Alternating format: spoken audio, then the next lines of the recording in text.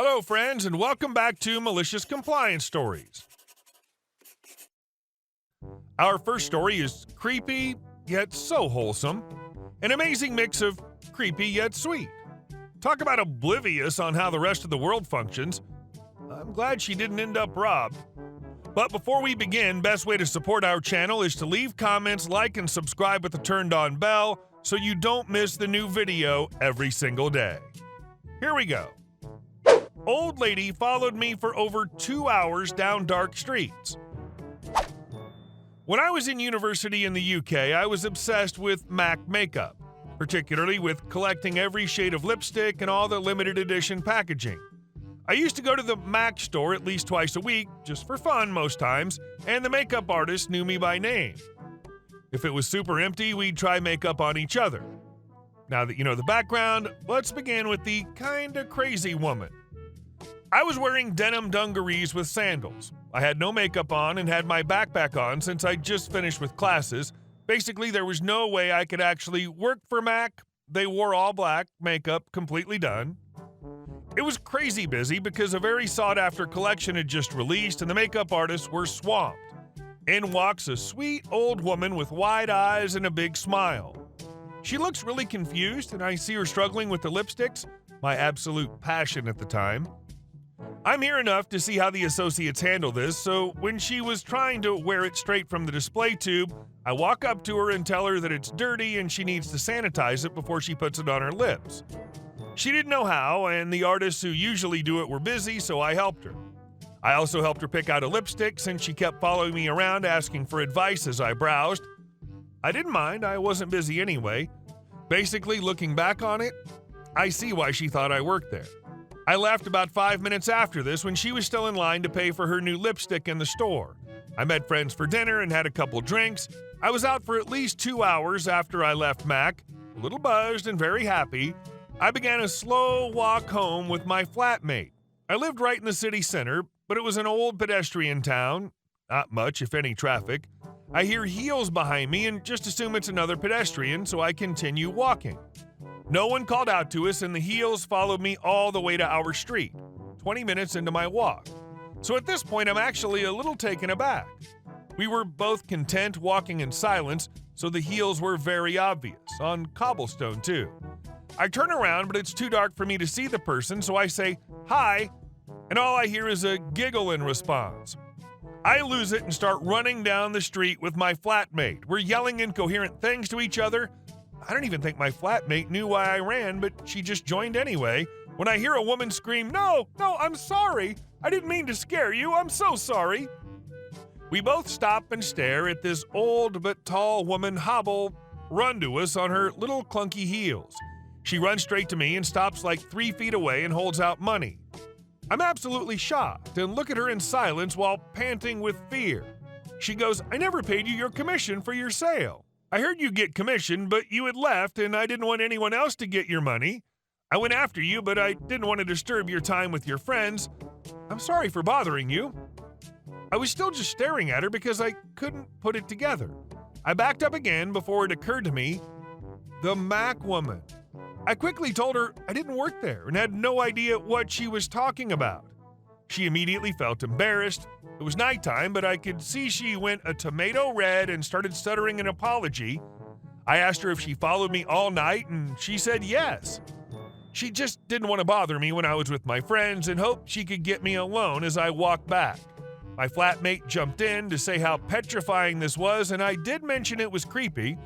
She said she learnt her lesson and won't do it again. She was just so happy with my service. She ended up apologizing and trying to hand me the money anyway. It was 15 pounds if anyone's wondering. Old lady thought I would make the full value of the lipstick in commission if I made the sale. Bless her.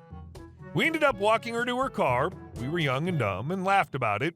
She drove a crazy expensive car that made me take a second glance at her. She looked expensive. I don't think she really knew how the world worked outside her wealthy little bubble. She pretty much admitted as much on the walk. She said this is her first time away from home by herself. Usually her husband flies with her. She lives an hour's drive away, so, And her adopted daughters are away at boarding school in Switzerland. She'd never been shopping by herself, and it was her first time in a mall. Suddenly it made more sense. Damn. I would have been petrified too, to be honest, but I guess she really had no idea. Kind of sweet that she was willing to just hang out all night waiting to be able to pass you the money. And our second story. Put fuel in it. Cousin sent me this today, thought it belonged here. For context, he's a refueler at a mine in Australia. So the crew boilie, welder, fabricator, calls me up last night and says, "Can you put fuel in the crane tonight, please? It's low." "Yeah, mate, I'll catch you later, no dramas." So I call him up a few hours later and say, "I'm on my way, where are you?" He goes, "X106, a digger." I said, "Yeah, mate, where's that? I'm not sure." He repeats, "I'm at X106. I said, "I get that, but where is X106? I haven't been to it this round, so not sure where I need to come." Again, he states X106, and I reply same thing, and he doesn't respond. Thankfully, a fitter, diesel mechanic, comes on radio and lets me know where to go. "Righto, coming past there shortly, see you soon." So I rock on up, park my truck, get up on the crane, open the fuel tank cap, and what do I see?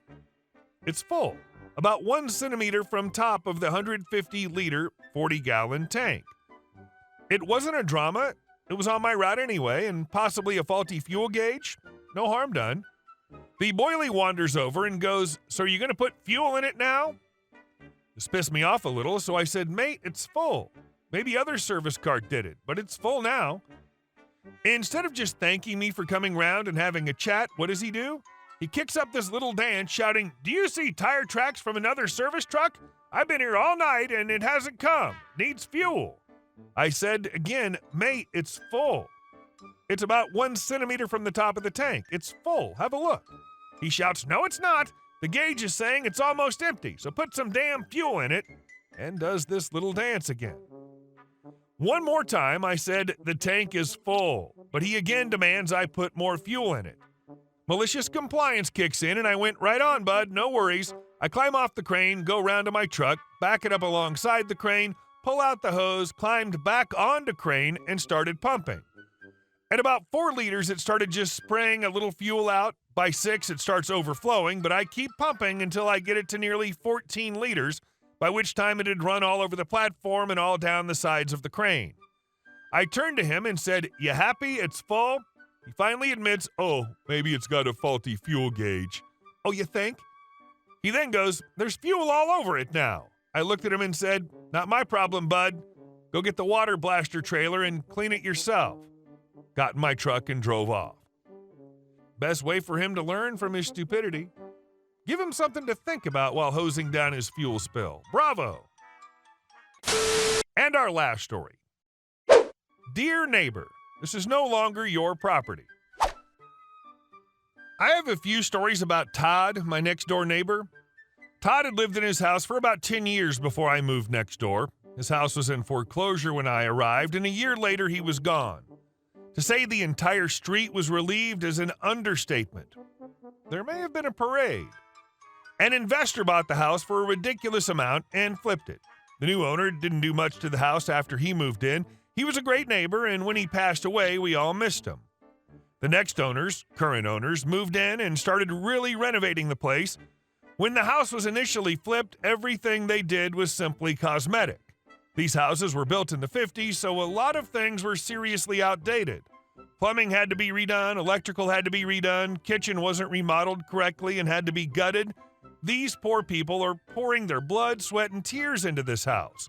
But they love the house and the neighborhood, so it's all worth it to them. The new family had begun making very obvious changes to the house. First, they took out a planter's bed attached to the house and are working towards a more natural landscape. We live in a very desert climate, so keeping grass can be kind of hard on the water bill. The next thing they did was start taking down a humongous palm tree that was literally planted in the middle of their 3-car driveway. Todd initially had a 1-car driveway. He planted the tree and then paved around it to make the driveway bigger. But by now, it had grown so big that you could only fit 1 car comfortably and a second car had to be partially out in the yard. Beginning work on that tree brought Todd out from under his rock. From what I understood, Todd had actually moved back to the state about a year or so after he left and is currently living with his father just a few blocks away. One day, he knocked on their door and demanded to know why they were taking down his tree. The wife, let's go with Amanda, was flabbergasted. I told her Todd stories here and there, and she said she was simultaneously starstruck and confused as hell. He repeated his demand of knowing why they were cutting down his tree. He said they couldn't cut that tree down, it's his. He planted it when he first moved in, and he did not give them permission to cut it down. He then asked about the basketball hoop, which was also installed in the driveway. She said that was coming down too. He was angry. His kids played with that hoop. They grew up with it. Why would they take it down? A perfectly good basketball hoop and a perfectly healthy tree, especially when they didn't have permission. It seems Todd was under the impression that even if the house was no longer his, certain things around the house were. The tree, the basketball hoop, and the blocks from the planter. He didn't want those things, but he fully expected to be asked for his permission before making changes to those things, and he made it clear he would not give it, because they were his, and he wanted them left right where they were. At some point, Amanda's brain kicked in, and Amanda is spiteful as all get out. She gave Todd a few choice words and told him to get off her property, that if he wanted his tree, he could haul it to his own house on the back of his bicycle for all she cared, but it was coming down. And if she saw him on her property again, he was going to meet her 3 dogs, and they loved the taste of trespassers. When the tree came down and before they got the wood hauled off, they set the pile at the corner of the street with a great big sign that said, Todd's Tree.